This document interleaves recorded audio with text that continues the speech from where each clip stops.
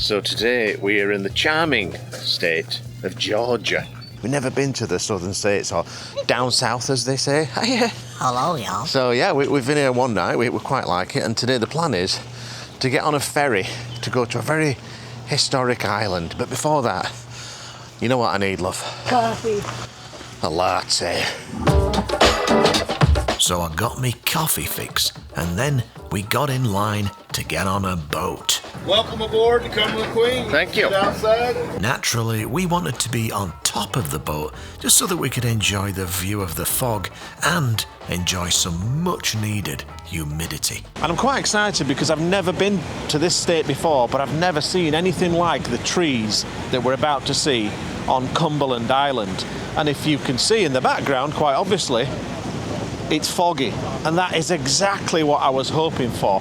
My dream conditions would be sun breaking through the fog, creating light rays through the canopy of these beautiful oak trees. I might get that. You're gonna get it. Am I gonna get it? Yeah. We'll see.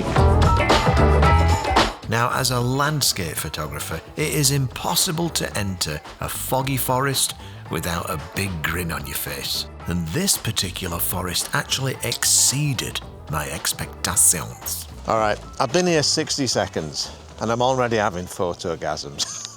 Just look at that. Oh my God, that is fantastic. Now, I have read that Cumberland Island does have quite a few ticks. So I don't think I'm going to be wading into the bush. I'm just going to stay on the edges in the periphery. But oh my God, look at this business.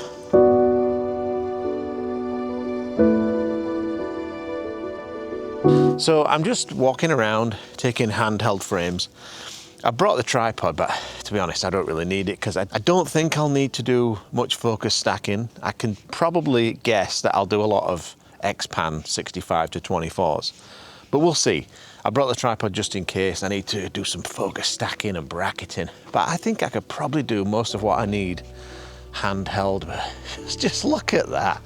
I mean, look at that canopy. Even if I just do shots of just canopy, they'll look absolutely gorgeous. We've, what, 2 minutes onto the trail?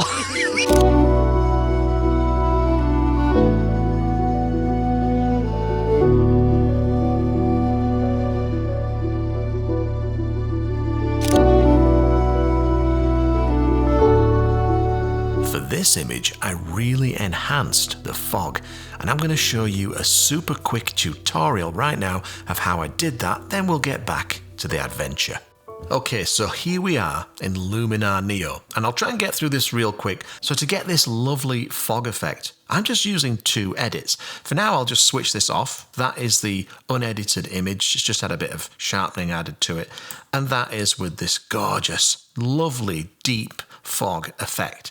So I've got light depth. I'll switch that one off. And I've also got atmosphere. Switch that one off and they're back on. So I'm going to zero these 2 effects and show you what I did to get this beautiful fog effect.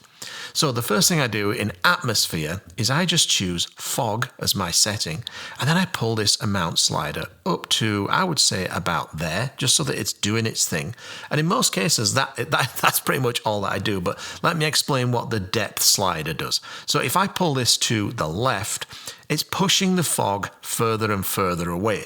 If I push it to the right, it's bringing it closer and closer, which kind of negates the purpose of having fog, right? You want to have a separation between foreground elements and background elements. So let's get it back to round about 20, and I think that is a nice natural looking fog effect. And then you've got this lightness slider, which you can use to make the fog a little bit darker, less prominent. I like to crank it all the way up to 100. So that's it. That's all you've got to do to get a luscious fog effect in your images to enhance the depth. But let's take things to the next level with the light depth effect.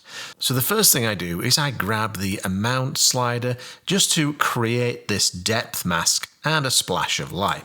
So what you're looking at here, if you look in this window, you're looking at a depth mask. So it's detected the shapes of the trees, basically everything in the frame. And if I click on this central icon here, I can move this ellipse forwards or backwards. Now, it kind of looks as if I'm moving it to the top and then to the bottom. But think of this in terms of the depth of the image. So this, if I push this down to the bottom, this is my foreground, right? And then as we move through this depth mask, we get further and further into the background of the image. It's kind of like a 3D effect. So let's get this somewhere like that, where I've got a nice separation between the foreground trees and the background. And that's now creating a splash of light that creates a nice contrast. If I click on this and drag this down to the foreground, it's making that splash of light happen on the foreground. Why would I want that? It just kind of completely destroys the composition. So by pushing that into the background, we've got this lovely contrast, this lovely splash of light that makes the composition so much more interesting. Let's switch that off and then on again. You can see it's got that lovely subject separation. Now you might look at that and think that's a bit extreme. So we can soften that mask just to spread that shape out a little bit more so that it's not such a sharp edged mask. And then we can also turn down the amount of the effect to something a little bit more subtle. So let's switch that off and then on, off and then on. I don't know about you, but I really think that that splash of light has really helped. We can also click back on this ellipse and stretch the top and the bottom to make it a wider spread.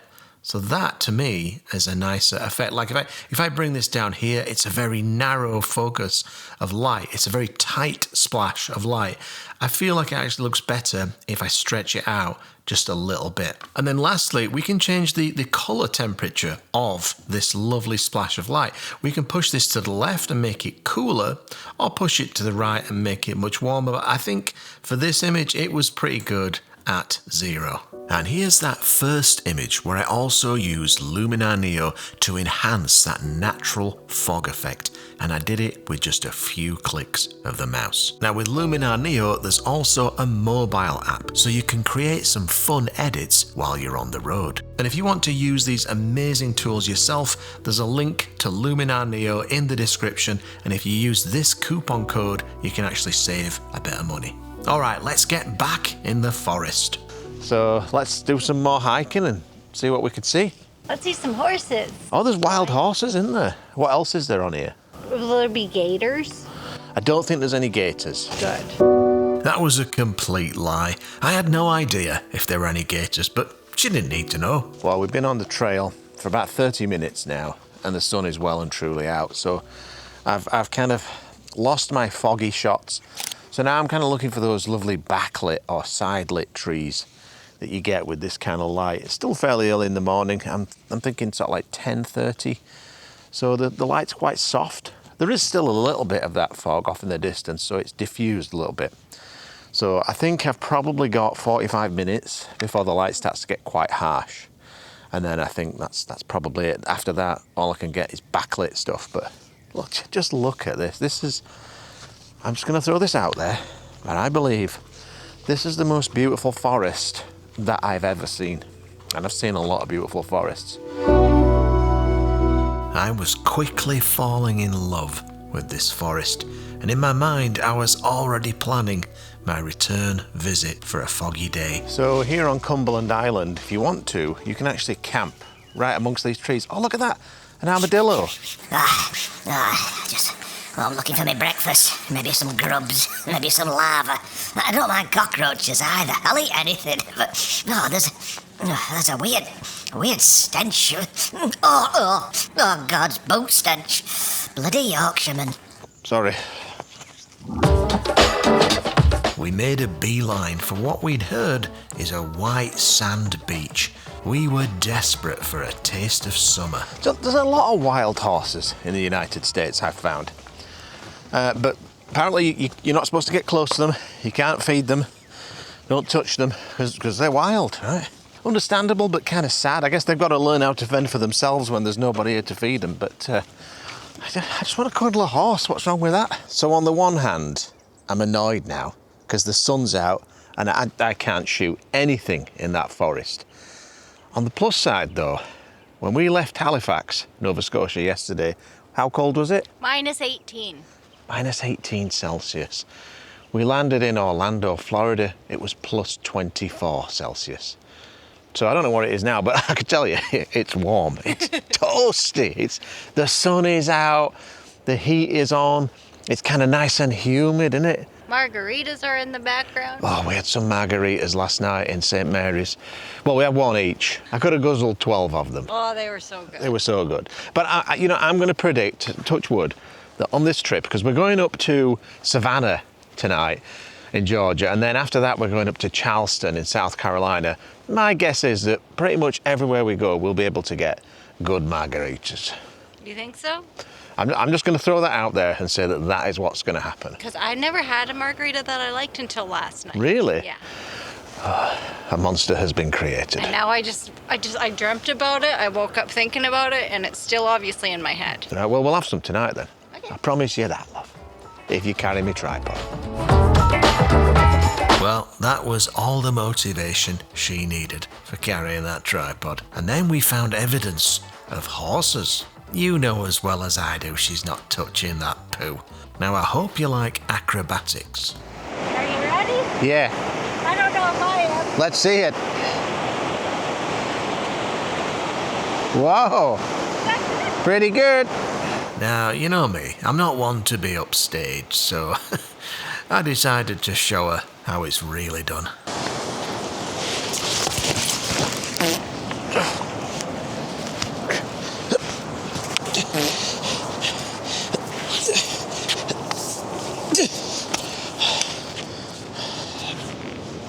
Yeah, still got it. The sun is just really making this beautiful forest kind of impossible to photograph. So I think what I'm going to do is just keep walking and then periodically turn around and look behind me just to see if any of the backlit branches work.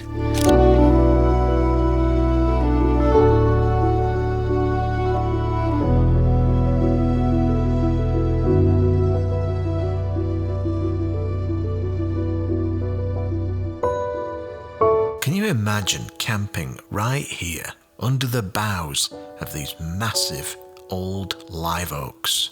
All right, so we've been wandering up this main road up the island for about an hour, and our plan was to go and visit the Greyfield Inn, which is somewhere that you can actually spend the night, but we've got here and it just says private access only, so I guess it's not available for the riffraff to come and look at, which I thought would be a really good way to advertise. You know, if the riffraff come and see how fancy it is, they might want to then book a night.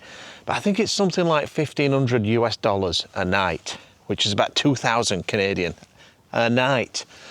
And it's 3-star. I'm sure it's lovely, but it's a little bit out of my price range. But I was thinking if we wanted to spend the night, which I think is the best way to get pictures, we'd probably have to buy some camping gear and come back, because those campgrounds, that's where all the best trees were anyway. So anyway, after about an hour of hiking and not being able to see the inn, we're just gonna eat some lunch just by the entrance to the inn, you know, like some riffraff. And then spend an hour walking back to where we started, because that's where all the best stuff is anyway. What you got, lover? Nacho cheese. I've got a BLT. How's your nacho cheese? Real cheesy. Are they good though? Mm-hmm. What was the name of that restaurant we were at last night? Firefly. Tacos, mostly. Oh, it was good. Good tacos. That better not be a tick. One thing we did not factor in, this time of year being March, no seams. The bugs are, well, I think I'm gonna have to put a jacket on. This is horrendous. Well, I'm saying it's horrendous, I'm sure it gets a lot worse. But we weren't used to this because we left the Arctic tundra of Canada. And now we have to change our mindset to summer psychology. Oh, they're all over me. I'm gonna wolf this sandwich down and lay her up. Amanda diligently carried that tripod for margaritas.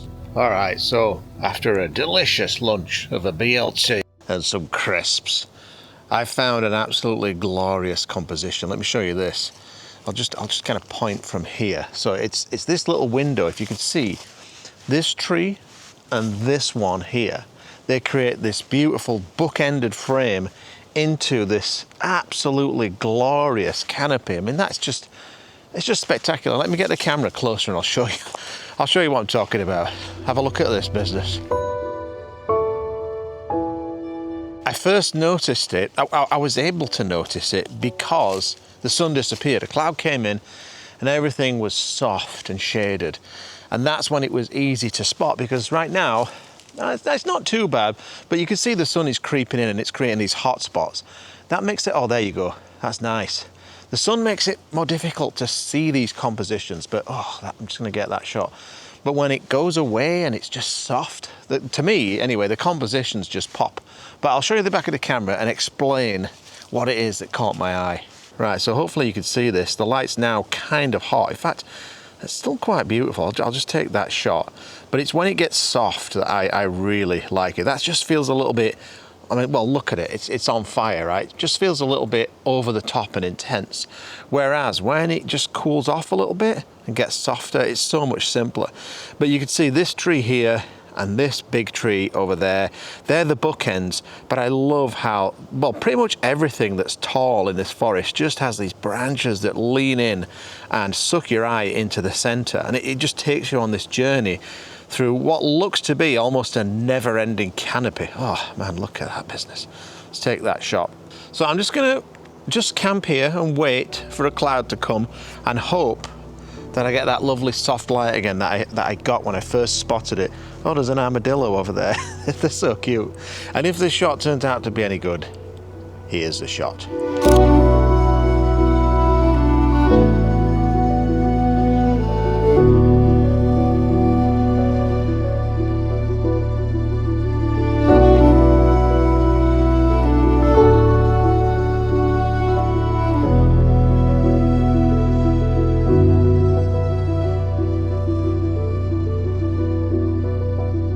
This actually reminds me of my favourite forest in the UK, in England. I won't name it because I don't want to be one of those guys, but it's in Dartmoor and everybody knows it anyway.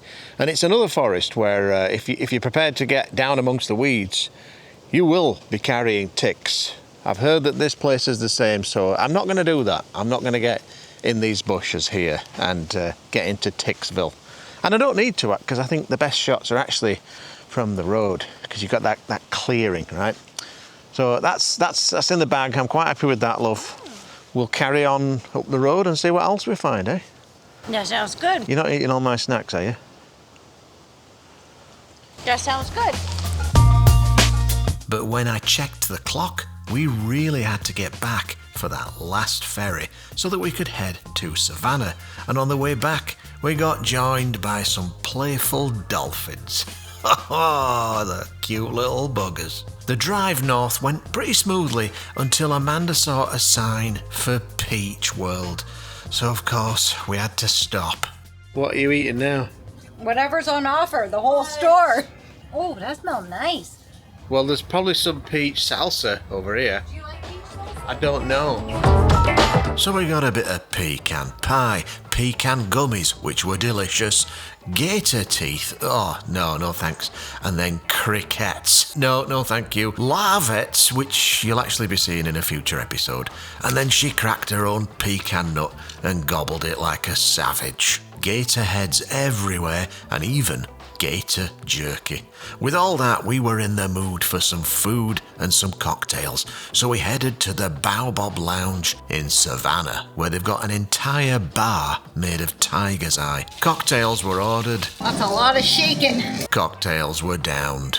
They were delicious. After the cocktails, we ordered more cocktails, and if you ordered a smoked whiskey, this would be your experience. It's quite fascinating, but I can't stand whiskey, so I didn't have any. I just watched. After a long day of landscape photography, we finally got some dinner in us, and it was delicious.